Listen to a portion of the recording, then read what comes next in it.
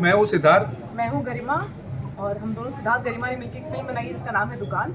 और दुकान एक ऐसी फिल्म है जो कि कमर्शियल सरोगेसी को उजागर करती है।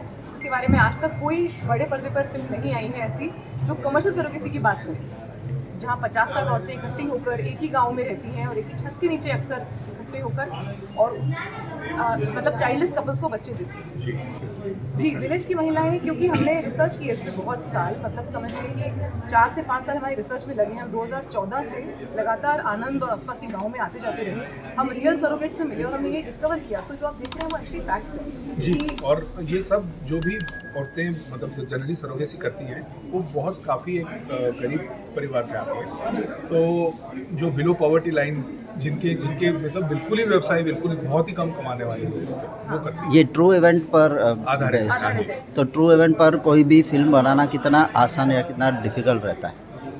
ट्रू इवेंट पे फिल्म बनाना काफ़ी मुश्किल हो जाता है, क्योंकि सबका एक एक्सपेक्टेशन उससे होता है, क्योंकि सबको पता होता है कि क्या होने वाला है। जी, फिर भी आपको उसमें एंटरटेनमेंट और सिनेमा ढूंढना पड़ता है। बिल्कुल। जैसे ट्रेलर देख के आप समझ गए होंगे कि क्या हुआ है कि सरोगेट को अटैचमेंट हो गया है।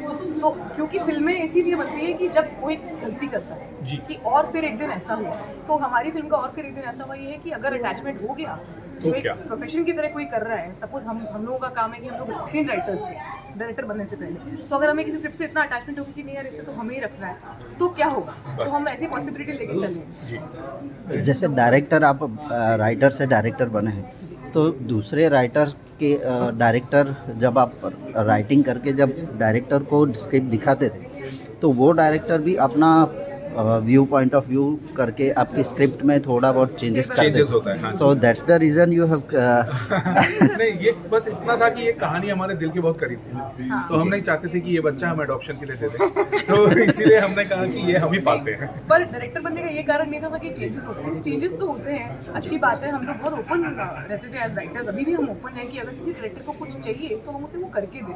ऐसा नहीं है कि हम जो हमने लिख दिया वो आखिरी वर्ड हो गया।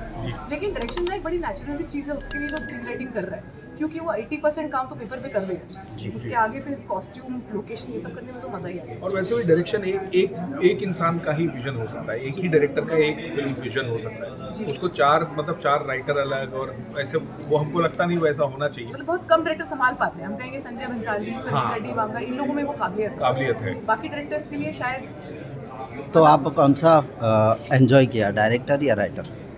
अपनी स्क्रिप्ट को डायरेक्ट करना ज़्यादा एंजॉय किया। तो पहले लिखना उसको एंजॉय किया और फिर डायरेक्ट करना। तो दूसरों की स्क्रिप्ट को भी आप डायरेक्ट करोगे?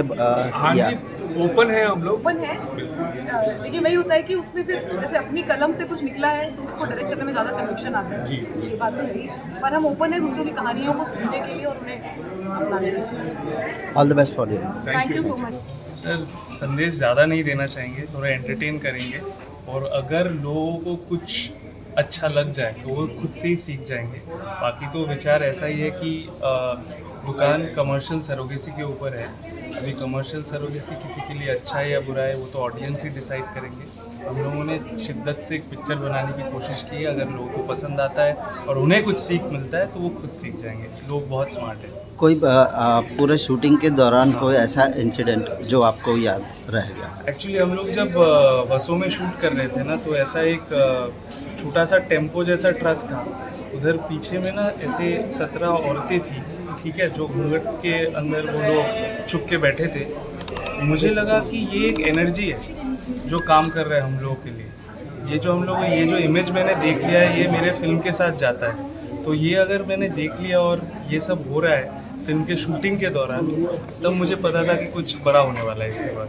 आपने काफ़ी नामचीन डायरेक्टर्स के साथ काम किया है, ये डायरेक्टर्स दोनों नए हैं। हाँ। How was your experience working with new actually director? ये मेरा दूसरा काम है इन लोगों के साथ। इसके पहले इन लोगों ने कबीर सिंह के जो डायलॉग्स है उन्होंने लिखा है। सो ये एक तरीके से तो ये सेकंड कोलैबोरेशन है मेरा इनके साथ। तो बहुत बढ़िया लगा। बहुत ही महीन डायरेक्टर्स हैं और इतना अच्छा काम करते हैं, इतनी बारीकी से काम करते हैं ना ये लोग कि इनको पता है कि क्या करना है, एक स्क्रिप्ट को कैसे करना है। बाकी हम लोग सब सीख रहे हैं, गलती सबसे थोड़ा बहुत होता है, बट वो तो हम भी करते हैं यार। तो हम लोगों को भी किसी ने तो वो किया है, कुछ गाइड किया है कि ये करना चाहिए।